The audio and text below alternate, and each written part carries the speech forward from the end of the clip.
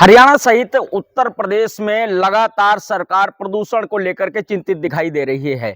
हाल ही में अभी दीपावली गुजरी है और दीपावली के साथ साथ एक बहुत बड़ा मुद्दा पराली का रहता है, जिसको लेकर के सरकारें लगातार चिंतित रहती हैं। पूरा सरकारी अमला लगा रहता है पराली से होने वाले नुकसान को और प्रदूषण को रोकने के लिए पूरा अमला लगता है। और किसानों को भी लगातार इसका भय रहता है कि उन पे मुकदमे दर्ज होते हैं और लगातार किसान भी चिंतित रहता है कि पराली अगर जलाई तो कहीं ना कहीं मुझे जिला प्रशासन और पुलिस प्रशासन का सामना करना पड़ेगा। और इन बातों को लेकर के अगर देखा जाए, जागरूकता की अगर बात की जाए, अवेयरनेस की अगर बात की जाए, पराली प्रबंधन की अगर बात की जाए, पराली को कैसे हम लोग उससे छुटकारा पा सकते हैं, इसकी अगर बात की जाए तो आज हम शाहजहांपुर जनपद के ब्लॉक निगोही में गांव नबीपुर पहुंचे हैं और यहां पर हमारे साथ आज मौजूद हैं ज्ञानेश तिवारी जी, जो कि पराली प्रबंधन से लोगों को जागरूक तो कर ही रहे हैं, अवेयरनेस तो फैला ही रहे हैं।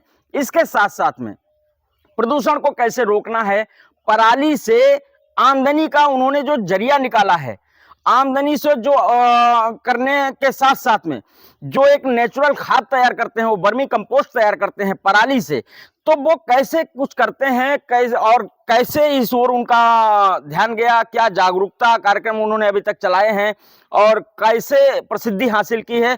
और ये प्रगतिशील किसान शाहजहांपुर जनपद के हैं, उत्तर प्रदेश में सम्मानित भी हो चुके हैं। तो इनसे ही जानते हैं, बात करते हैं कि पराली प्रबंधन कैसे किया जाए, किसानों को कैसे जागरूक किया जाए। ज्ञानेश जी, बहुत बहुत स्वागत है आपका। जी भैया, धन्यवाद। सबसे पहले तो आपका स्वागत है जो हमारे फार्म पर आए। जी, हम ये जानना चाहते हैं कि लगातार देखने को मिल रहा है कि प्रदूषण को लेकर के सरकारें लगातार अवेयरनेस प्रोग्राम, जागरूकता कार्यक्रम चला रही हैं। किसानों को लगातार एक भय बना रहता है कि अगर हमने जैसे धान की जो पराली है, फसल काट ली, फसल काटने के बाद अगर उसको जला दिया तो कहीं ना कहीं हमें पुलिस का सामना करना पड़ेगा, मुकदमे होते हैं, फिर किसान आंदोलन होते हैं। इन सब चीज़ों से बच के आपने जो अपना ये, मैंने फार्म पे अभी देखा भी है आपके, कि आप इस पराली से पैसा पैदा कर रहे हैं, आप इससे खाद बना रहे हैं, तो कैसे ये हो सकता संभव? देखिए, प्रशासन अपना काम कर रहा है और वो सही दिशा में है, लेकिन हम काश्तकारों की एक जिम्मेदारी बनती है कि हम इस समस्या को एक समाधान या आर्थिक लाभ के तौर पर कैसे लें। देखिए, आपने हमारे फार्म पर देखा होगा कि हमारे पास पशुपालन भी हो रहा है और वर्मी कंपोस्ट यूनिट, केचुआ खाद भी हम बना रहे हैं। हम अपने खेतों से पहले पराली उठाते हैं और अन्य जो काश्तकार हमारे आसपास हैं, आसपास के गांव के हैं, उनके यहाँ उठाने के बाद हम बड़ी मात्रा में यहाँ स्टॉक करते हैं। इसके बाद हम इसका प्रबंध ऐसे करते हैं कि आपने देखा होगा जो वर्मी कंपोस्ट हमारी खाद बन रही है, उसमें जो पिटों की मल्चिंग होती है, ऊपर से ढकाई होती है, वो हम पराली से करते हैं। चूँकि पिटों की संख्या हमारे पास बहुत बड़ी है, तो एक बार में ही ये बहुत बड़ी मात्रा में इसमें ये लग जाती है। धीरे धीरे केचुआ इसे खाता है और ये इसमें डिकम्पोज होके गुणवत्ता को बढ़ाती है। एक बात हुई। दूसरी बात, जब हम गोबर ठंडा करते हैं तो इसमें छोटे छोटे टुकड़ों को इसे काट के चारा मशीन से और उसमें मिला देते हैं। उसमें भी ये डिकम्पोज होके केचुओं का भोजन बन के ये खाद बनती है। दूसरा, जो हर काश्तकार कर सकता है कि हर काश्तकार के पास पशु हैं और आप ये अपने खेतों की कम से कम पराली उठाएं और उठाने के बाद चारे के रूप में, जैसे आपने देखा होगा हमारे यहाँ कि अगर रोज लगभग 10 कुंटल भूसा लग रहा है, पराली हम ले आए हैं और पराली को अपने आधे तौर पर भी अगर इसे यूज कर लिया, जैसे 5 कुंटल प्रतिदिन इसे हम देने लगे, और अगर आज का रेट अगर 1000 रुपये भी मान लें आप भूसे का, तो 5000 रुपये प्रतिदिन लगभग हम बचाने लगे हैं, जिसकी संख्या अगर महीने में जोड़ेंगे तो वो लगभग 1.5 लाख रुपए हो जाएगी। तो इस तरीके से एक बड़ा आर्थिक लाभ, चाहे खाद के रूप में हो या हमारे पशुओं के चारे के रूप में, आप इससे कर सकते हैं। जी, ये आपने बहुत महत्वपूर्ण बात कही है ज्ञानेश जी कि इसको चारे के रूप में यूज कर सकते हैं। कहीं ना कहीं सरकारें जागरूक हो रही हैं और जो अधिकारी हैं उनको भी निर्देशित किया जा रहा है। देखने में भी प्रायः आया है कि सभी जो जिला लेवल के अधिकारी हैं उनको निर्देशित भी किया जा रहा है।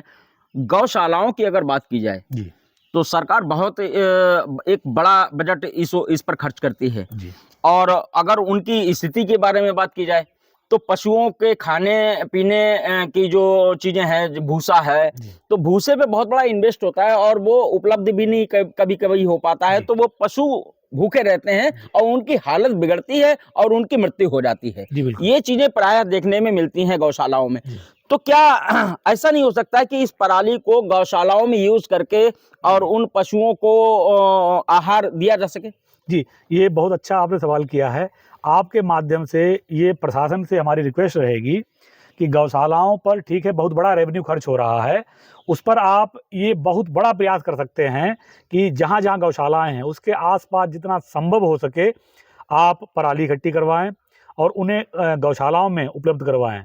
जो इस समय देखिए हरे चारे के रूप में बरसीम है, मक्खन घास है या जो गन्ने का गौला है, उसके साथ में आप पराली चलवाएँ। तो आप ये मानिए कि अगर 1000 कुंटल आपके यहाँ लग रहा है, अगर 500 कुंटल भी आपने अगर यूज़ कर लिया, तो ये लाखों रुपए की बचत होगी और पशु स्वस्थ रहेगा। जब पेट भरेगा, तो ज़ाहिर-सी बात है जो उनकी मृत्यु हो रही है अकाल, वो कम से कम नहीं हो पाएगी। तो ये बड़े स्तर पर देखिए एक तो प्रदूषण जो हो रहा है उसका प्रबंध होगा। दूसरा पराली का जो मेन व्यवस्था है वो हो पाएगी कि जब सरकार भी उठाना शुरू कर देगी, सरकार मतलब गौशालाओं के लिए व्यवस्था शुरू हो जाएगी, तो अन्य जो काश्तकार हैं उन्हें भी लगेगा कि अब थोड़ी-थोड़ी जो बची है ये हमें भी अपने पास अपने पशुओं के लिए रखनी चाहिए।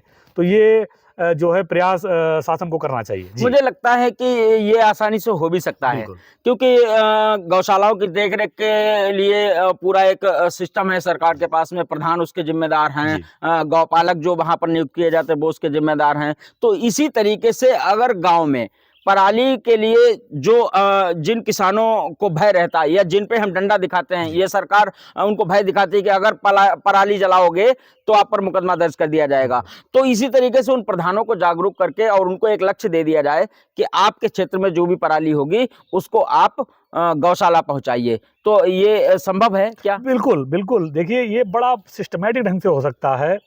प्रधान कम से कम अपने गाँव, चाहे उनके 2 गाँव लगते हों, 3 गाँव लगते हों, उन गाँव की उन्हें ज़िम्मेदारी दी जाए। जो जागरूक काश्तकार हैं हमारी तरह, वो तो अपनी पराली इकट्ठी ही करेंगे। उसके अलावा जब गौशालाओं के लिए हर जगह प्रधान ये व्यवस्था करना करना शुरू हो जाएगा, तो ये एक बहुत बड़ी मात्रा में पराली होगी। अगर शासन को ये लगता है कि ये एक्स्ट्रा भी हो गई है, तो आपने देखा होगा कि इस समय एक चल रहा है कि बदायूं में कोई शायद प्लांट लगा है, वहाँ पर ये खरीद भी रहे हैं, तो सरकार उसे दे भी सकती है, बिक्री भी हो सकती है, तो ये उनका एक आर्थिक लाभ हो जाएगा। और इसे करने के लिए नरेगा के जो कर्मचारी हैं या लेबर हैं, वो उनके पास उपलब्धि हैं। जी। गणेश जी, कामधेनु डेयरी आप चला रहे हैं। हुँ। इससे पहले जो जब सरकार ने ये पायलट प्रोजेक्ट लागू किया था तो सबसे पहली डेयरी शाहजहांपुर जी, जनपद में आपकी ही थी। जी, बड़े लेवल पे इसके साथ-साथ में वर्मी कंपोस्ट के आप बहुत बड़े उत्पादक भी हैं। जी। लगभग-लगभग कई जनपदों में आप अपनी वर्मी कंपोस्ट खाद जो है उसको सप्लाई करते हैं।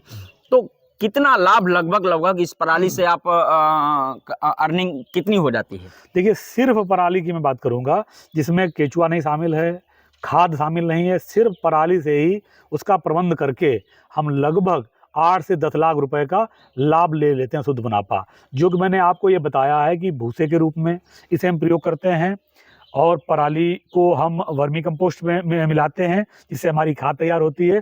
तो इसको मिला के सिर्फ़ पराली से लगभग 8 से 10 लाख रुपए की जो शुद्ध जो आय है, वो में हमारी हो जाती है। छोटे किसानों की अगर बात की जाए, जैसे आप तो बड़े लेवल पे करते हैं, इसी प्रबंधन इसी तरीके से अगर छोटे किसान जो जिनमें अवेयरनेस की ज़रूरत है, जी। जिनको जागरूक करने की आवश्यकता है, अगर वो भी इस काम को करने लग जाएँ तो कितनी आमदनी इससे कर सकते हैं वो? बिल्कुल, आपने देखा होगा पिछले 1-2 साल पहले भूसे की बहुत मारामारी हुई थी, जब 2000 रुपए में भूसा बिका था और तब हमारे यहाँ के जो जिलाधिकारी महोदय थे, उन्हें जिलाबंदी लगानी पड़ी थी, ताकि यहाँ का भूसा दूसरे जिले में ना जाए।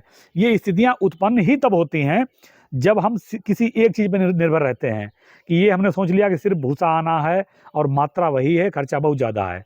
धान की जो पराली है, उसे भी हमने भूसे के रूप में यूज़ किया, गेहूँ की पराली है, उसे भी भूसे के रूप में यूज़ किया। तो जो कुल मात्रा है, उस पर ठीक आधा दबाव रह जाता है, कीमत ठीक आधी रह जाती है। प्रबंध तो होता ही है, मतलब प्रदूषण से बचते ही हैं, उसके अलावा कीमत में बहुत बड़ा बचाव हो जाता है। तो ये आर्थिक लाभ किसी को 10,000 रुपए का, किसी को 50,000 रुपए का और किसी को आप देख रहे होंगे 8 या 10 लाख रुपए का। ये जब आप जिले में पहुँचेंगे, तो ये करोड़ों रुपए में पहुँच जाएगा। तो ये एक मेरे हिसाब से एक रास्ता होगा प्रशासन के लिए भी, गौशाला से लेके हर काश्तकार तक इस तरीके से अगर काम करवाया जाए। हमें जागरूकता करनी होगी, उसके अलावा गौशाला में व्यवस्था करनी होगी, उसके बाद इसे पूरी तरीके से हम जलने से रोक सकते हैं। जी। तो ये बात हुई पराली से फैलने वाले प्रदूषण को लेकर के ज्ञानेश तिवारी जी, जो कि पराली से लगभग 8 से 10 लाख रुपए की आमदनी अपनी करते हैं पूरे सीजन में, और यहाँ पर वो इसको कई जगह यूज करते हैं पराली को। ये पराली से अपने पशुओं का आहार के रूप में उसको यूज करते हैं, उसके साथ में बर्मी कंपोस्ट में उसको यूज करते हैं। कई तरीके से इसका यूज करने के साथ साथ में अवेयरनेस प्रोग्राम भी चलाते हैं, और एक बहुत बड़े स्तर पर अगर देखा जाए तो वो क्षेत्र में किसानों के लिए आदर्श के रूप में बनते चले जा रहे हैं, और एक नजीर पेश कर रहे हैं कि पराली प्रबंधन करके प्रदूषण को रोका जा सकता है। शाहजहांपुर से टीवी 9 भारत वर्ष के लिए अरविंद त्रिपाठी।